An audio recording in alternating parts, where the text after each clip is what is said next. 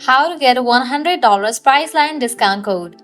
Let's get started. Launch your preferred browser. Now over here you're gonna find the search box, type in Priceline discount code and then search for it. Different website links will appear. Navigate to this one website option, couponfollow.com. This is the genuine website. In this website, you're gonna find amazing offers and deals for Priceline.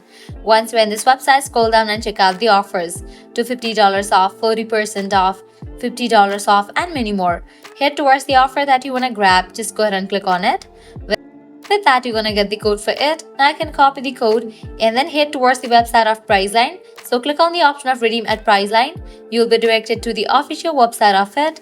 Once you're on the website, you can go ahead and log into your account. Select the deal for yourself and check out. In the checkout page, you're gonna find the section of codes. Over there, type in your code and confirm it. With that, you're gonna get the discount.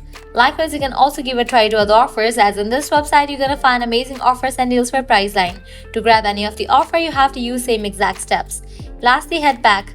Once we're in this website section, you can also give a try to this full website, Groupon, as this is also the genuine website where you're gonna find amazing offers and deals for Priceline.